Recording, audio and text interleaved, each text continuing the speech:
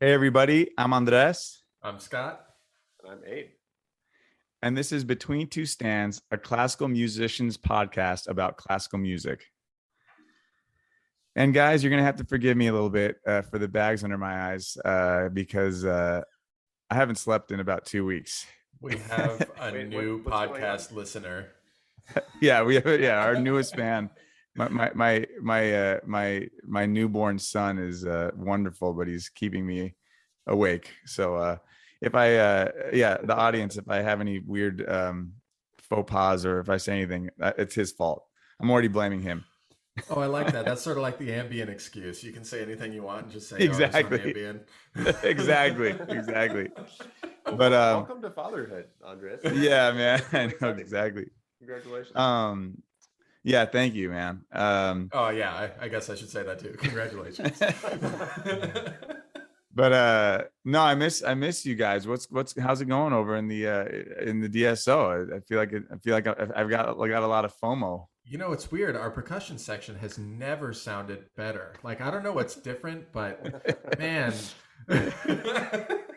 Oh man, Oh, we miss you. I We thought miss you. absence makes the heart grow fonder, but maybe not. It's good. Now we had a few concerts. It's been great. We had our week with Yoder and Leonard Slatkin was back. We did Check Five. It was a fantastic start with audiences. We can sit close together, which Yeah, it's good and bad it, for it was smell really reasons. nice to have audiences back, honestly. Yes. Like the appreciation back and forth between us and the audience, like the hearing applause after you finish a concert is pretty awesome. yeah. Do y'all remember, like in the pandemic, like after the first concert, silence, Oh man, and then It's so I awesome. guess we'll all just go home. I hope somebody was watching. Right. right. Yeah, it reminds you why we're doing this.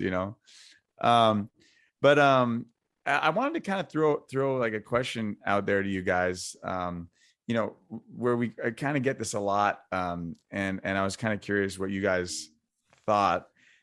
Basically, the overarching theme is preparation, and kind of like I guess in any sense of the word, where it's like you're preparing for a piece coming up this week in orchestra, or a concerto or a solo or a chamber or an audition. What was that like your journey like? You know, learning how to prepare for stuff. Oh, I love this so much. It's like, tell me about. A lot of people have been asking me about my fitness journey. Right, um, exactly. God, yeah, Same yeah. thing. I like this journey for you. Right. I mean, um, listen, in a lot of ways, I mean, it's not much different. I feel like it's something that you kind of have to hone, right? It's like a skill that's like you have to work on just as much as you have to work on scales and tone and time and all that stuff. Like I mean, at least for me, I thought like that was a very that was something that didn't necessarily come naturally to me, was how to prepare. So I had really had to work on that. Did you guys feel that as a student? Abe, you want to go first? No, but sure. Yeah. um, yeah, I think where I've been getting this question and sort of the having to explain how we prepare, just generally speaking, as of late has been, I'll meet somebody at the park with Sam or something, like my son Sam, and we'll sort of chat a little bit and say, "Oh, what do you do?" And I'm a musician. I play in the Detroit Symphony. And it's like, "Oh, wow, is that a full-time job?" Right? And um, You then I pulled have the to sort knife of out go of in your and heart.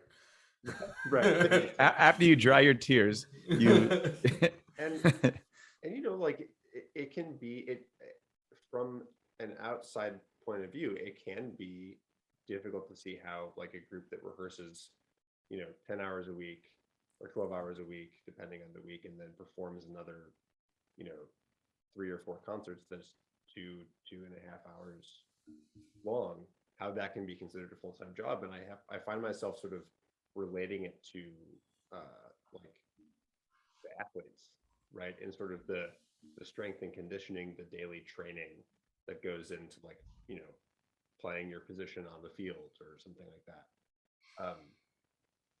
And you know, I probably, it's a lot harder now with a kid, but I definitely try and do scales and, you know, like exercises on the instrument, like etudes and stuff, for at least 30 minutes. If I hope to get like 45 or an hour in of that, but a lot of times there's not a lot of time. And then you really need to just sort of make sure that you're in shape to be able to play the amount that we play each week. And then in terms of the preparation, I, you know, like as an example, I like to practice sort of 2 or 3 weeks out so that I'm not feeling like I'm cramming at the last minute. So, so I've already got the books for our, I guess it's like a Brahms 2, right, in a couple of weeks, and then we're playing the following week with Yoder, or no, it's Scott, it's your concert. It's Scott thing. It's hard to keep track of all this stuff. You know, I'm diligent at working 2 to 3 weeks out, so I know we have busted. Well, I play on everything, so you know. Yeah, true. I just sort of practice what's in the folder. But we, you know, we've got like the Rachmaninoff Piano Concerto and Brahms 2, and then we're doing the week with you, the Woman Quintet with Jeff Scott's piece, which we're going to hear about later. And then I think after that is, you know, Hilary Hahn, right? We're doing Dvorak Violin Concerto, right? After that, so it's like you're trying to keep 3 weeks out, so that, or at least just to make sure that you're not feeling like you're falling behind, at least. Yeah. You know, it's interesting because, like with horn, I feel like the challenge that we have on the instrument is often not the same. Like, I don't necessarily, maybe this is just me personally, but looking at the music for the week is often less involved as it is just like keeping my ability up. Because a lot of the horn music is, let's play a simple melody and sound beautiful. And you're trying to sound as beautiful as possible all the time. But it's rarely as technically, you know, demanding as like an etude. Yeah, well, even an etude is often like a tonal etude that's written, you know, a little bit longer ago is something that I feel I could play on the first try if I'm in shape and I could do it well. Like, is it exactly how I want it to go? Maybe not. But so a lot of my preparation is just getting the basics down, like having like all the patterns under my fingers so that when I'm in the moment, I can make the best music possible. And then, of course, that changes when I have a big concert coming up. So you mentioned this Woodwind Quintet thing with Jeff Scott, and we have an interview with him coming up where I will be one of 5 soloists in front of the orchestra in a much more demanding role, where I'll be kind of in the spotlight. So I'll, of course, prepare that music in a much different way than I would if I was doing a mostly section role in the horn section in the back of the stage. But one question I got one time was, oh, wait, you still practice? I thought you were already good. And like, I laughed because that's funny, but it was a serious question. And, you know, you hear about like the 10,000 hour rule where, oh, that's how long it takes to become a master at something. And then, well, I guess you can just quit.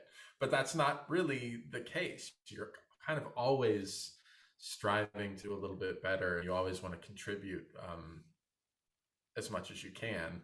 Like the Golden Gate Bridge, it's like always under construction. You can't just let it just be. You know, it'll crumble. It'll crash. Well, what is it like? I mean, you're playing a bunch of different instruments in any given week, right? Yeah. You know, yeah. I mean, it's definitely like tough, and it's the fun thing and the tough thing with percussion, because there's so many things that you have to kind of maintain. You know, you if you don't play one for a while, it definitely suffers. So that's kind of the blessing and the curse. It's fun because you never really get bored. There's always something to play, that you know, something to work on. But I was actually gonna ask you guys too, like, you know, I feel like something that I had to learn, you know, throughout my career, and still and now too, is practicing under pressure. Like, I feel like there's so many times, and there's so many people, whether it's in sports or music or anything that is like high pressure, where you play really great in the practice room. You know, you sound fantastic alone, and you're like, man, I'm sounding great. Like I'm ready for anything. And then one other person comes in the room, or you perform for something, and it is as if it's the first time you're playing the instrument.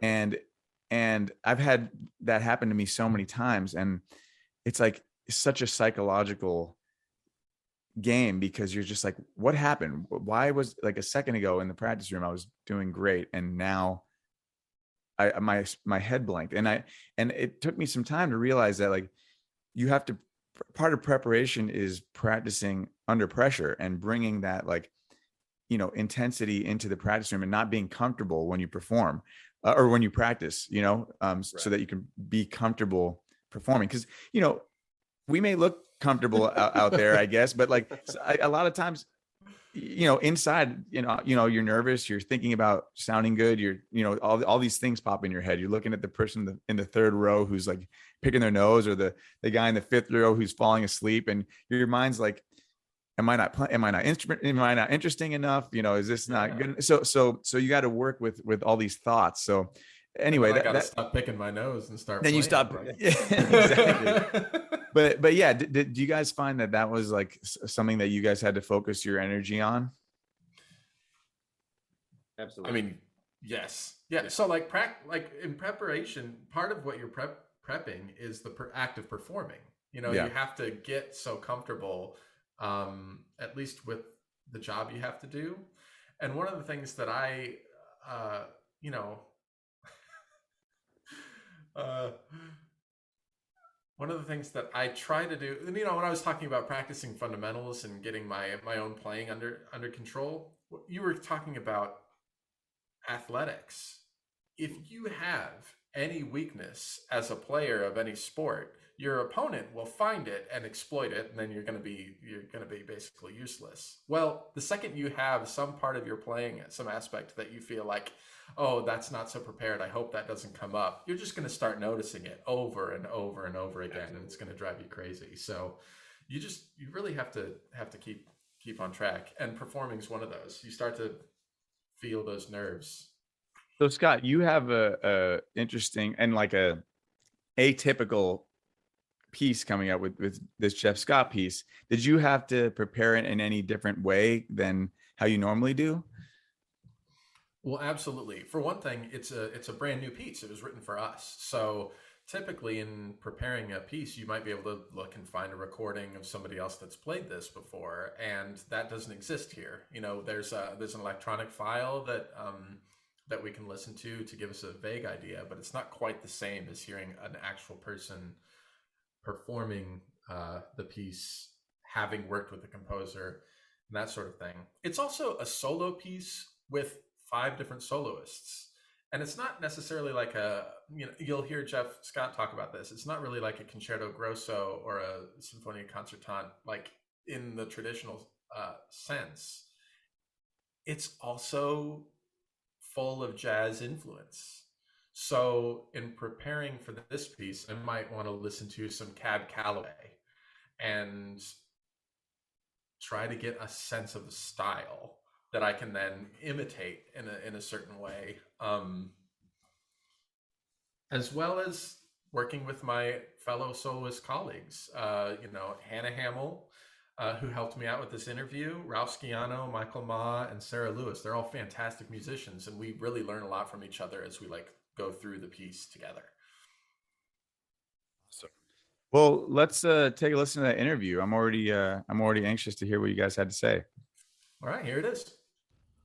Thanks, guys. And here we are with one of our famous interview segments. I'm really fortunate today to have a guest interviewer, our principal flutist, Hannah Hammel, and we will be interviewing composer Jeff Scott. Hannah and I will be performing as soloists along with Michael Ma, Ralph Sciano, and Sarah Lewis on Jeff Scott's piece, The Paradise Valley Serenade, coming up this next month. So, Hannah, before we start giving Jeff the hard questions, can you just talk a little bit about the process that led us to this point where we will be performing Jeff's piece? Sure, and thanks for having me. I'm so happy to be here talking with you and Jeff. So, last season, when the DSO was performing live streamed concerts, the repertoire was more chamber music and small orchestra pieces so that we could be socially distanced. A woodwind quintet featuring Scott, Ralph, Michael, Sarah, and myself performed a recital that included a piece by Jeff Scott called Startin' Something. Another piece on that concert was Samuel Barber's Summer Music that was actually commissioned by Detroit Symphony musicians in 1953.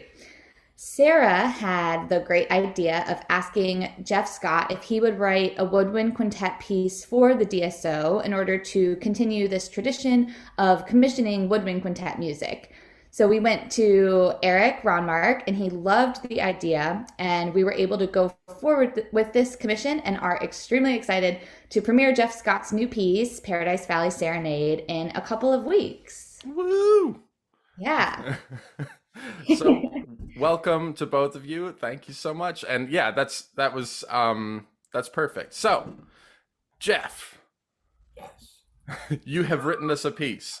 So one of the things I wanted to ask you, and I know a topic that was close to your heart was the use of jazz in classical music. And this piece is like no exception. It's very intersectional. It's a woodwind quintet, which is not known for jazz, playing jazzy themes with an orchestra, which it's kind of everywhere. So like, can you walk us through that? Like, I mean, I know that's a big question, jazz and classical music and this piece, but help us out. Well, what it speaks to really the topic. We got to talking with Eric Romark about, what the piece would be about and everything. And we actually had real conversations about the content, the material. And we were thinking about something that, talked about the hall itself, Orchestra Hall, and the history of it and the town that it's in. And that it, at one point, was called Paradise Theater for a 10-year period from 1941 to 51 to 61. And, all of the greatest jazz musicians in the world passed through and played on the very hall that you all play on right now. And, it made me sort of look even deeper into the history of Detroit. And I'd a couple of years already done a piece for another ensemble, Detroit-based ensemble, based on that area, Black Bottom and Paradise Valley. And I sort of had all of these feelings left over from that piece because there's just so much history and so much more to say. And it just led me to really thinking about the jazz idiom because, there's a history of that's almost as equal to the jazz history of Harlem in New York City, that for a period of time was right there, right next to Paradise Theater, Orchestra Hall, in Paradise Valley, in Black Bottom, which I believe Black Bottom, there's no real area of Black Bottom now. It's it's kind of been raised. Yes, like a highway came in and they kind of took the whole neighborhood out. It's doing that right now, and with all of that history of the African American community that was there, that thrived there, and the music and the culture that thrived there, it just said it screamed, you got to talk about that history. And if you talk about that history, you got to talk about jazz. So we're talking Ella Fitzgerald, we're talking Duke Ellington, we're talking Cab Calloway. The who's who of jazz artists would pass through and do like a week at Paradise Theater at Orchestra Hall, and it was the thing to do to have a ticket and check out these artists. And so I just thought about highlighting it for the orchestra, but really for the wind quintet. because orchestras have dabbled in crossing over in jazz. You can find, I mean, even the fringe composers, like you can find pieces that do that. Wind quintet, however, well, first of all, wind quintet in front of orchestra is already like an unknown. It's like a handful. But in a jazz-esque setting, never. And so, yeah, it's something that had to be done. So, like, I guess I have two questions from that. One is this the kind of piece that you sort of wish had been written for some of the groups that you had played in? And also, like, is there some context of like the jazz and classical music when you're talking about the French composers? And I kind of wonder, did it always feel like appropriation when jazz was taken and put, in the, I don't know what you would call the orchestral, might call it more formal setting, which obviously has so many connotations to it. And I'm just wondering, like, what were your feelings going into this project in that way? That's a pretty heavy question. And sorry. No, it's a great question. In all honesty, it's a great question, and one could debate both sides of what's appropriation, what's paying homage, what's just giving it your best shot. I mean, there's a lot of gray in there. And there's definitely some appropriation when it comes to popular music and the jazz idiom and other ensembles and other soloists, singers, and so on. But when it comes to classical music, I just think that the majority of it boils down to there were very few African American composers at the table, being able to have their music heard in the classical and the modern classical table, for lack of a better term. I'll take, for example, a composer by the name of William Grant Still. Sure. Who, we call him the Dean of Classical Music in African American composition. He actually wrote under a pseudonym while doing arrangements for the Paul Whiteman Band. He made a ton of money doing arrangements for the very famous Paul Whiteman Band, but had to do it under a pseudonym so that he would be still held in high esteem for his classical music writing. And so he knew that he didn't have a seat at the table yet. I think it's only now that you're seeing a broader spectrum of composition. And so, with more people at the table, you're going to get more flavors. You're going to get more colors in the classical music realm. But, up until, 1950, 1960, we're talking about just the great European composers introducing it sporadically in their pieces. And I think in most cases, paying homage to the genre and saying, look at this. Even Dvorak said, the future of classical music is in the Song of the Slave. I mean, he just, it's so, we're coming to it. we're getting there, and thank God, we're all in an era where things are opening up. And it's an incredible feeling to be a part of this. I would never have thought that I could write such a piece for wind quintet and orchestra and have it be on a stage, for an amazing organization like yours. That would have, no. No. So I'm wondering, when you were writing this, how did you determine how the woodwind quintet would step out as soloists in front of the orchestra, and how did you determine each solo instrument's musical role in the piece as a whole? Great question. I'll be really honest with you. I wanted it to live on as a piece that the quintet would not only be soloists, but be integral parts of a really big sounding ensemble. I never conceived it as just like a concerto grosso, I wanted that big sound because I also was thinking big band. I was thinking for a lot of it, like, big sound, trombones and drums and the whole thing. When I slow it down or when I quiet it down, that's when the wind quintet comes to the front. And not all the solos are. I mean, it's not all jazz, but it's predominantly jazz influenced.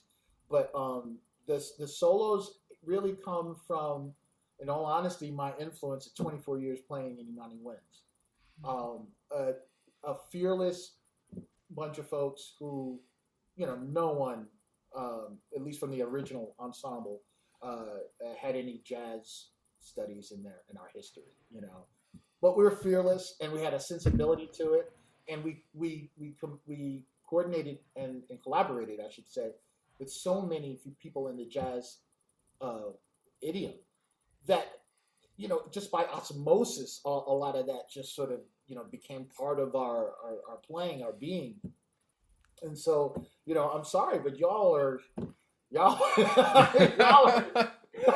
they're just going to be an extension of what I've experienced for 24 years. But it's also what I know 21st century musicians are capable of.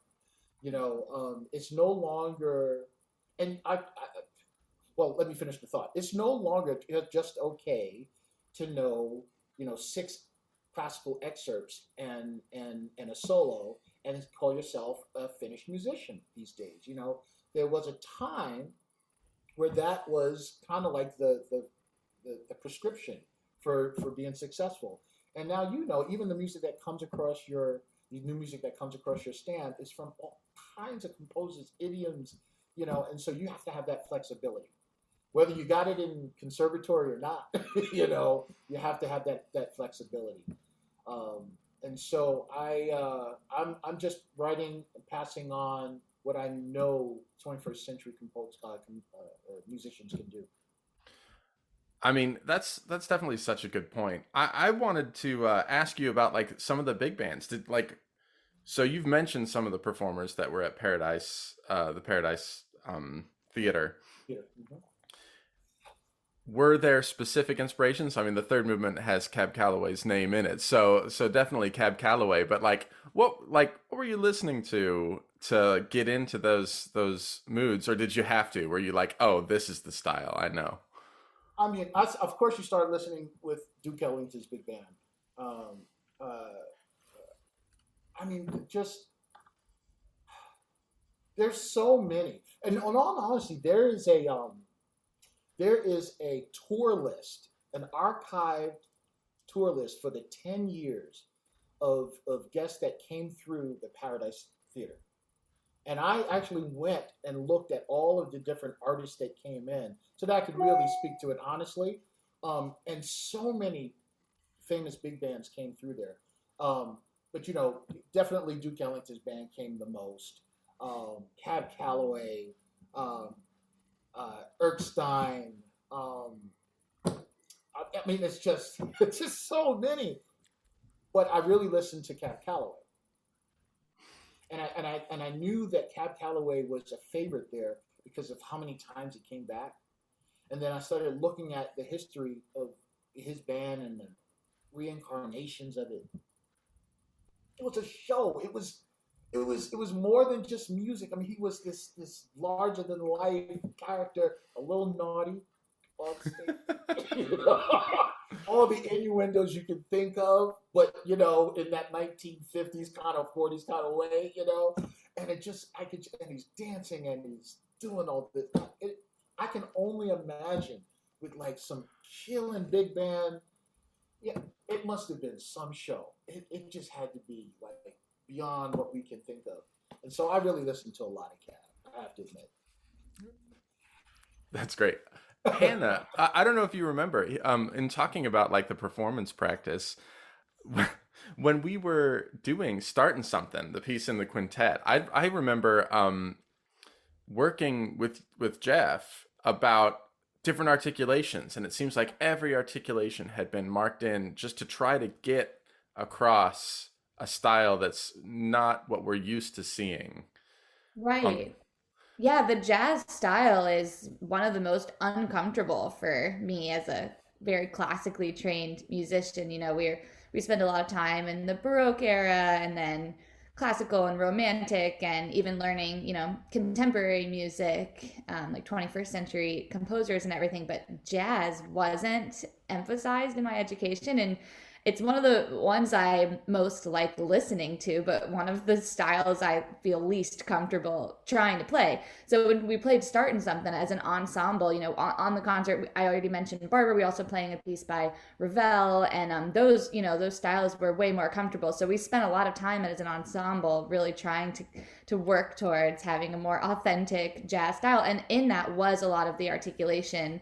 And I remember Jeff saying that some of the detailed markings were actually to help us as classical musicians, because that was sort of a language we understand, like marcato, staccato, tenuto. Okay, we kind of know how to interpret that, where, for someone like Cab Calloway and these other great artists, they didn't need any of that help. It's just inherent to them. So I think that's definitely something we'll work towards as performers. But this upcoming piece is trying to emulate that, and that style. Yeah.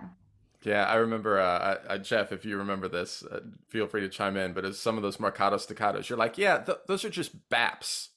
Just like, bap.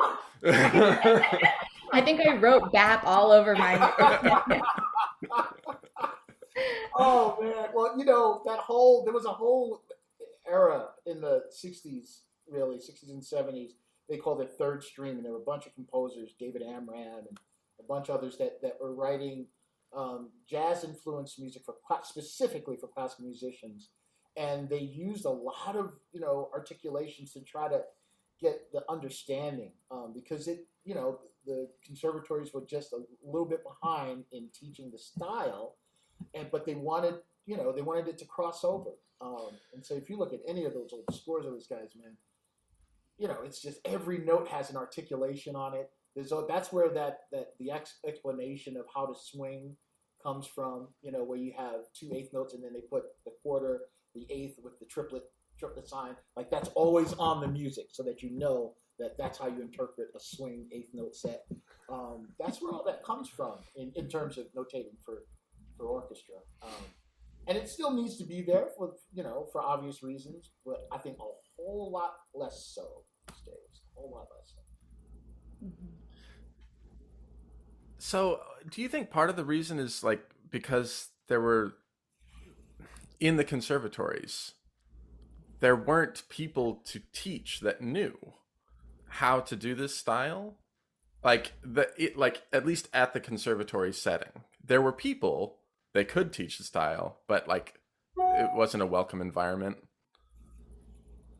Well, I think it's hard to say. Maybe I don't know. It's actually very easy to say. Okay, maybe. Most conservatories didn't have a jazz department. When they started to have a jazz department in some of the major conservatories, it was always that side and that side, jazz and classical. Very, very few schools had any sort of intermingling in the two. It was, you studied one, you studied the other, and therefore the curriculum always was separate. You study, you literally have people saying, well, I'm studying scales or I'm studying jazz scales. What? I'm studying I'm studying harmony, I'm studying jazz harmony. What? It's a whole different set of curriculum. And I think it's just important that the curriculum be integrated.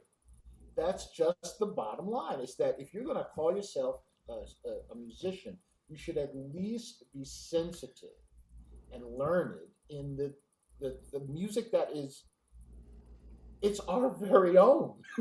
It's ours. It was created on this soil. It is ours to embrace, to learn. I'm not saying everybody has to be a jazz musician. I'm just saying that if you're gonna go to an American conservatory, you should learn American music. We should learn American music. And so the more that the actual curriculum can be inclusive of jazz harmony and theory, and blues harmonies and theory, then you're going to have musicians graduating with a better sensitivity to that style. Well, I think you're making that sounds like it shouldn't be revolutionary, but but at the same time, the fact that all the harmonies, like the language, is on the stage already by some of these other composers that recognize it as the expressive, medium that it is. So if you're going to learn it, you might as well do it right. And I. Well, it's coming. I really do feel it's coming. I look out and I just yesterday I was reading an article. I forget what it might have been the New York Times, but anyways, it was talking about African American composers writing for orchestra, and it had my former colleague Valerie Coleman in it. It had Terry Blanchard, who just had his first opera. Well, he was the first African American to have a stage opera with the Metropolitan Opera Orchestra. I mean, it's just the world is expanding. Let's just say to include all of that, and I think that's just like anything in life, one step at a time. But it's a train that's moving, and as musicians of today, if we're really going to take advantage of this, we just gotta go head first. The younger folks, the ones that are 14 and 15 now and coming up and getting this sort of training, they're gonna pass us by like this, because they're just gonna come in with a set of skills that we wish we had adopted 20 years ago. But step by step, I think it's changing. Well, I also have to say, in Imani Wins, I think that y'all really paved the way. You gave an example of okay, we don't quite know, but we're going to dive in and let's see what happens. And now you're creating pieces like this for us. So that was just us being absolutely foolish. We'll do it, sure. Yeah, we'll play some jazz. And having the greatest jazz musicians say, all right, calm it down. This is how it goes. And we were fortunate. We were just real fortunate to work with the people that we did. So there's just one more question that I have, and Hannah, feel free to chime in if you have anything. But it's, what would you like people to walk out of the hall after listening to your piece? What would you like them to take with them? It really just comes down to a curiosity of the history of the place, and if I can encourage anyone to just do a Google search on Paradise Theater, not Orchestra Hall, Paradise Theater, that's going to open up everything. They're going to start learning about the jazz and the African American community that was there in Black Bottom and Paradise Valley. Perhaps they'll learn about the neighborhoods that were raised. Mm-hmm. Perhaps that'll get them to think about the history of the migration. Who knows? But it just just a little bit of the history could spark a lot. And if I do that, that would be all I can ask for. Well, I can't wait to play it. And I think it's going to be just so much fun. So I thank you to Jeff for being here. Hannah, thank you for being my co-interviewer. Thanks for having me. Thanks for spending this time with us, Jeff. Oh no, thank you for making this space. This is for this reason and for many, many others. This is really, really important for musicians in general. So thank you for making this space for all of us. All right. And I can't wait to play the piece either. I need to go get my flute out and start practicing it. Coming up. But yeah, we really can't wait. Thank you for writing this piece for us and for sharing your thoughts and your musical voice. It's so valuable, and we're really grateful. Well, thank you, and whoa, I gotta thank you all. Y'all made it possible. This all started, like you said, we're starting something, and then you all saying, let's do it another step further, and that's thank you. Nice interview, Scott. Very, very cool. Oh, thank you. And thanks to Jeff Scott and Hannah. They were just so awesome to talk to. And I can't imagine, a better conversation with two lovely people. Yeah. And hopefully we'll do more of that, where it kind of it makes me more excited to listen to this premiere, so hopefully we'll do that more. Oh, absolutely. Any sort of context in new music makes it better. Which, speaking of, it seems like we have a lot of concerts that are coming up. Yeah, we have. So this is airing November 1st, right? So we've got with Yoder for 3 of these concerts. We've got Brahms' Second Symphony, which we're taking on our Florida tour. Rachmaninoff Piano Concerto. That's happening November 4 through 6. We have the concert that features Scott Strong and others. November 12th through 14. That's the Branford Marsalis is also on that concert, I guess, as like a smaller footnote. It's definitely the Scott Strong show, though. And then we have Hillary Hahn coming in after Thanksgiving, December 2 through 4. So please visit dso.org and get your tickets. It's going to be an exciting couple of weeks. Hillary Hahn hasn't played with us in a while, and it's always fantastic when she comes in solos. Like, to be inspired by the person up front it happens a lot, but every time it's such a treat. Yeah, definitely. I'll be watching. I'll be watching from afar, but I'll be looking forward to hearing that. Can't wait to have you back, Andres. Yeah. All right. Well, tune in. Hey, thanks for tuning into this show. You can find us on Spotify, Apple Podcasts, and I believe any other podcast streaming site. So definitely tune in and look forward to seeing you next time.